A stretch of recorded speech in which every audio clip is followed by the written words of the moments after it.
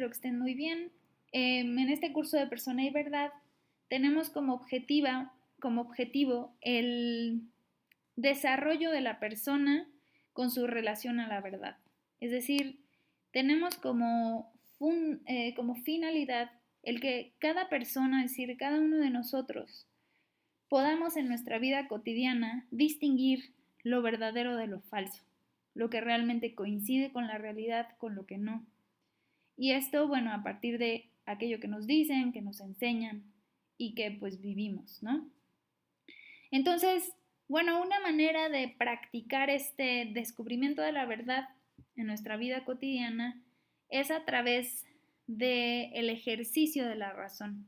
Y para eso es que vamos a hacer como trabajo final un ensayo final, de tal forma que nosotros podamos explicitar las razones y podamos identificar cómo es que una idea o cómo es que un pensamiento realmente se acerca o no a la verdad. Ese es el criterio último pues de un ensayo, ¿no? De saber si un ensayo es verdadero o no. Ahora, estamos ahorita nosotros en el proceso de preescritura y vamos a comenzar con la generación de ideas. De hecho, sucede con regularidad que a veces no sabemos de qué escribir, como que estamos un poco perdidos en eso, ¿no? Parece como que si fuera fácil, no podemos escribir de cualquier cosa y eso es cierto, pero muchas veces digamos que no nos identificamos con una cosa concreta, entonces vamos a partir de la generación de ideas y de cómo nosotros podemos generar ideas, ¿no? Recordemos que también se puede propiciar la generación de ideas a partir de la lectura. La lectura siempre genera ideas.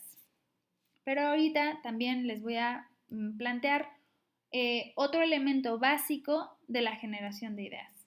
Y este es el hacerse preguntas esenciales o satisfactorias o complejas. Digamos que esta cuestión es hacerse preguntas que vayan más allá de lo superficial.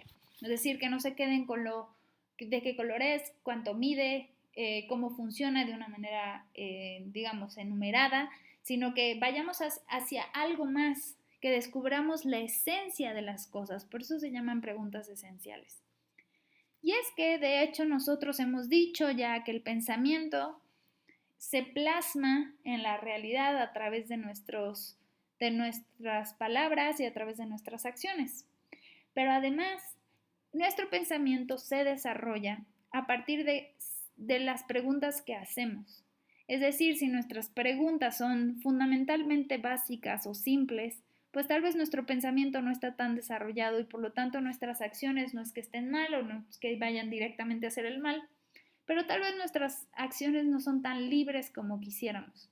Entonces, para ser plenamente libres tenemos que desarrollar nuestro pensamiento y esto lo podemos hacer a través de plantearnos preguntas esenciales.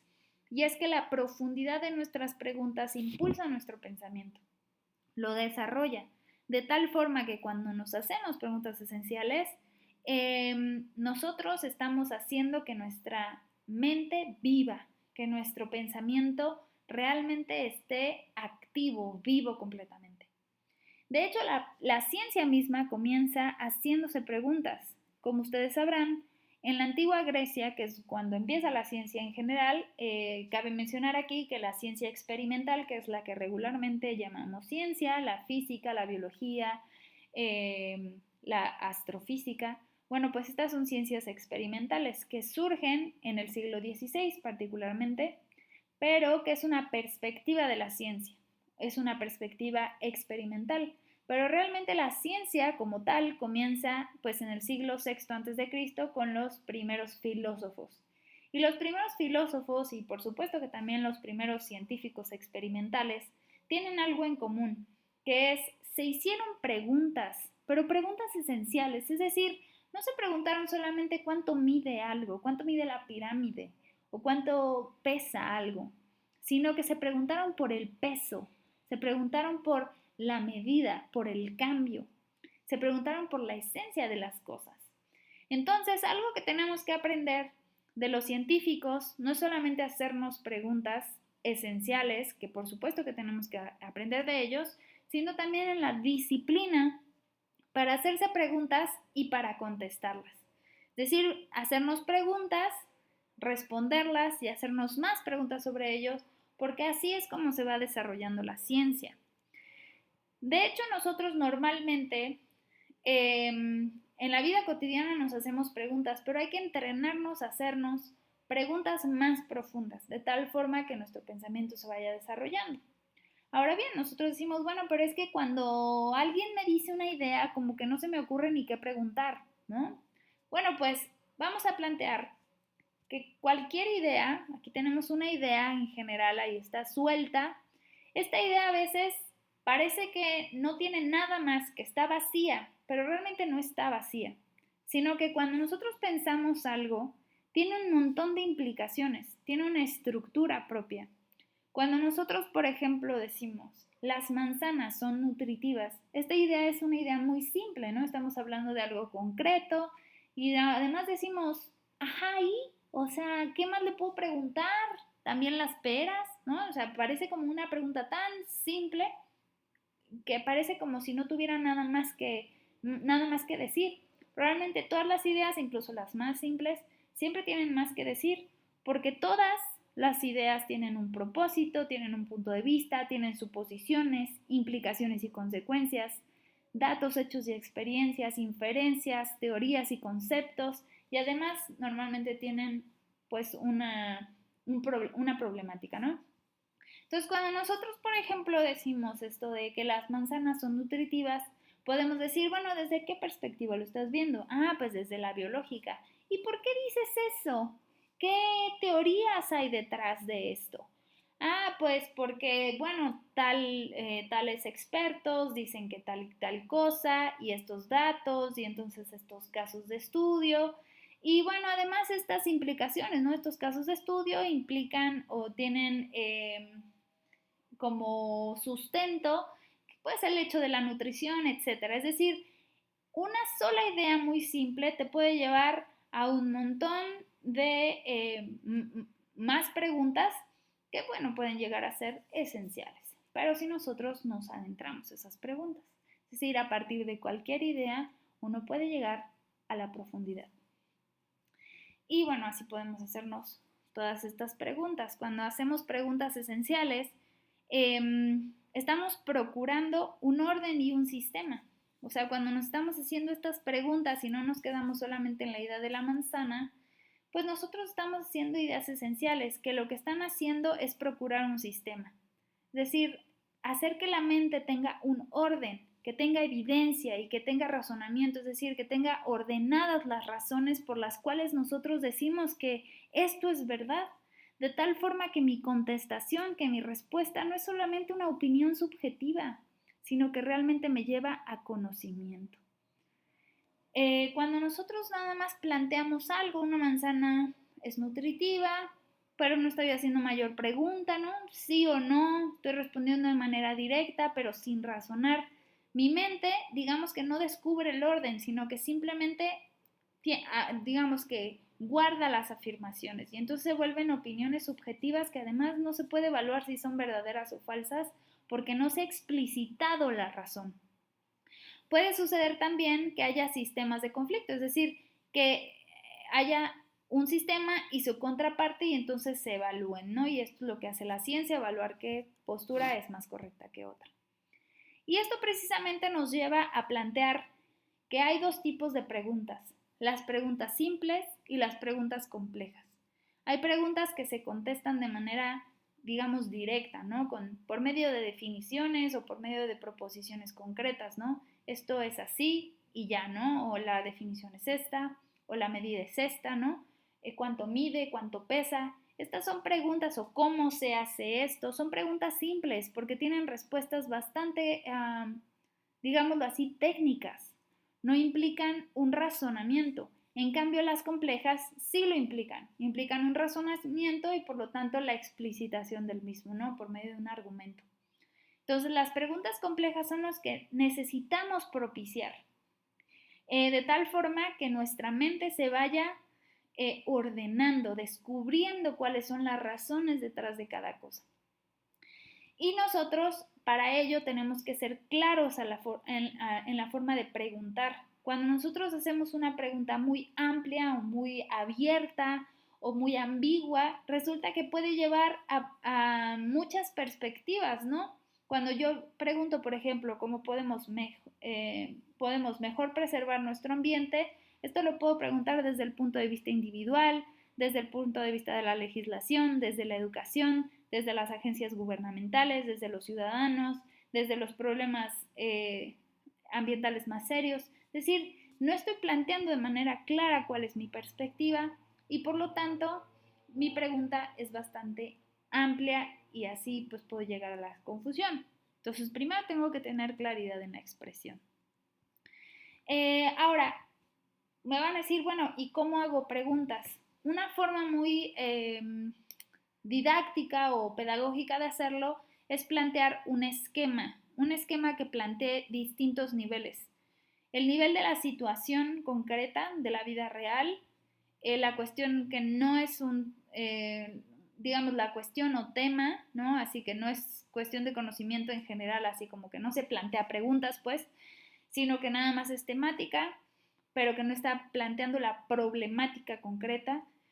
Ya cuando ya nos hacemos preguntas es cuando hay una pregunta pobre, que es una respuesta simple, que no es una pregunta simple, o sea, que se mantiene en lo concreto, que no está yendo más allá de lo superficial.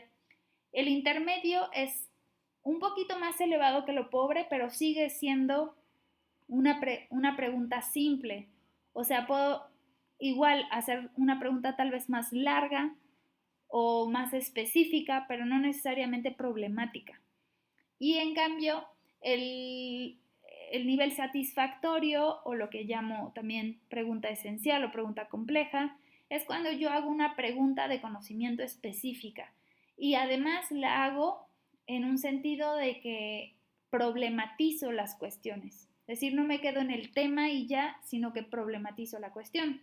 Es decir, me voy a esto, a las implicaciones de una temática concreta, ¿no? ¿Cuál es su propósito? ¿Cuáles son sus inferencias? ¿Cuáles son sus conclusiones? Entonces, por ejemplo, tengo una situación concreta, ¿no? Que sería, una persona fuma tabaco. Yo la observo, yo a partir de esta observación, que es una cosa concreta, puedo llevar al tema de las adicciones. E incluso aquí podría ser un tema larguísimo, ¿no? Las adicciones en los adolescentes de la Universidad Popular Autónoma del Estado de Puebla en el siglo XXI, precisamente en el año 2019. Este tema parece larguísimo, pero sigue siendo solo un tema. O puedo poner las adicciones y el tabaco. O puedo poner las adicciones en los adultos. Sigue siendo solo un tema porque no estoy problematizando las adicciones. ¿Ok?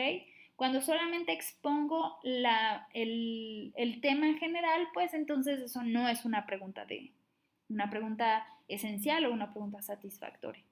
Cuando yo ya voy a hacerme preguntas y comienzo siendo específico y además hago una pregunta simple, es decir, que se puede responder de manera más o menos sencilla o técnica, entonces es una pregunta pobre. Por ejemplo, en este caso, ¿por qué se genera la adicción al tabaco? Esta pregunta no es una pregunta esencial porque no estoy preguntando algo profundo sobre las adicciones, sino que me estoy quedando en la técnica.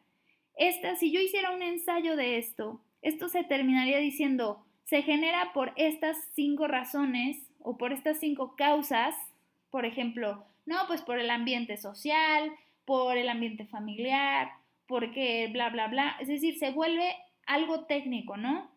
Que explicas tal, pero no das razón profunda de la adicción. Entonces se queda en algo descriptivo. Estas son las situaciones, ¿no? O los casos. Pero sigue siendo puramente descriptivo y por lo tanto la respuesta no es argumentativa, sino descriptiva, aunque pongas causas. Pero realmente no estás explicando nada racionalmente, simplemente estás dando las razones que te da Wikipedia, por ejemplo, o las razones que te da WikiHow, que son pues cuestiones enumeradas de una situación concreta, pero que no están yendo a la situación profundamente. El nivel intermedio, por ejemplo, sería, ¿se puede identificar casos en los que ha funcionado técnicas para quitar la adicción al tabaco? Estoy yendo un poquito más, ya no solamente me estoy quedando en cómo se genera la adicción, sino además estoy tratando de encontrar casos en los que haya funcionado alguna técnica, pero justamente sigue siendo una cuestión de enumeración, es decir, bueno, sí hay estos 3 casos o ha funcionado así, pero no estoy desarrollando nada, simplemente estoy describiendo. Cuando mis respuestas o mis preguntas tienden a una respuesta descriptiva o de definiciones, entonces estoy todavía en un nivel no satisfactorio. Estoy en un intermedio, puede ser, claro, más profunda, ¿no? No es nada más así. ¿Qué es la adicción? Que esta es muy pobre, ¿no? ¿Qué es la adicción? Bueno, pues la respondes de manera de definición, de diccionario, pero nada más. Pero cuando ya voy a un nivel satisfactorio, es cuando encuentro la problemática. Recuerden que problemática en temas de discurso o de ensayo no se trata de un problema de la vida real. O sea, no es como que, me rompí la pierna o tengo un problema económico, sino la problemática es cuando yo cuestiono algún aspecto del tema que estoy evaluando y además lo relaciono con otro concepto. Esto es la problemática. Entonces, un nivel satisfactorio es cuando expreso una problemática concreta, de tal forma que voy a una cuestión profunda y no solo superficial. Un ejemplo de ello sería, ¿qué relación? Esto es muy bueno para comenzarse en las preguntas satisfactorias, porque estoy explicitando una relación entre conceptos de tal forma que problematizo. Hay otras formas de hacer una pregunta satisfactoria, no necesariamente tiene que tener la pregunta con qué relación es, tiene o existe, pero bueno, es una forma de hacerlo fácilmente, ¿no? ¿Qué relación existe entre la adicción a una sustancia química y el ambiente social o familiar? Como ven, aquí pasan 2 cosas. Primero estoy problematizando la adicción, porque estoy descubriendo que no solamente tiene que ver con el tabaco, sino que tiene que ver con otras sustancias químicas, y además la estoy problematizando porque la estoy tratando de encontrar su razón de ser en el ambiente social o familiar. Entonces estoy tratando de ir profundamente a la causa de la adicción en general, para que yo, por ejemplo, en mi manera de responder, yo pueda decir, bueno, por ejemplo, en el tabaco sucede esto, en otro tipo de sustancias tal y tal. Pero entonces yo estoy relacionando conceptos, la adicción y el ambiente social y familiar, y además estoy problematizando, ¿no? Como diciendo, parece ser que una causa es el ambiente familiar o social. ¿Esto es cierto o no es cierto? ¿No? Y vamos a desarrollar por qué sí o por qué no. Una respuesta para comenzar el ensayo sería, existe una relación entre el ambiente social y familiar y la adicción a sustancias químicas, ¿no? Y entonces yo tendría que exponer por qué son así, por qué sí la hay o por qué no la hay. Es decir, sí, porque, y estas son mis 3, 4 razones, mis ejemplos, mis datos, mis hechos, mis suposiciones. O esto no es así porque tal, tal, tal. Es decir, como se dan cuenta, esta pregunta implica un argumento, no implica una descripción solamente, ¿no? O una enumeración de datos, sino un razonamiento que lo explicita.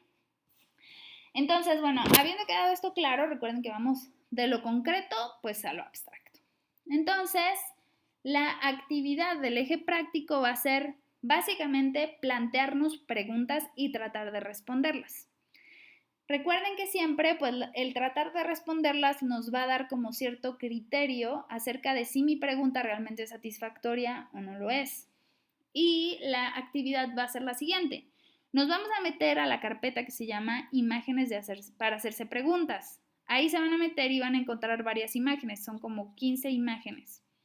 Tienen que verlas, nada más es verlas y van a elegir la imagen que más les suscite preguntas o que más les interese, no sé, la que les haga más clic.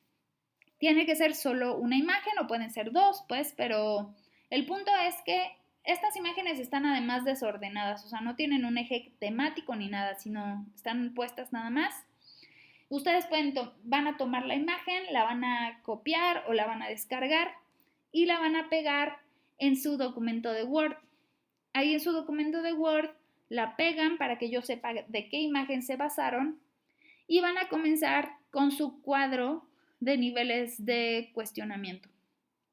Y entonces van a comenzar primero planteando la situación, es decir, esa imagen que ustedes eligieron, ¿qué situación concreta plantean, no? Así, pues no, pues, pues la explotación laboral infantil, ¿no? Y entonces, bueno, primero ponen un niño trabajando en horas de clase, ¿no?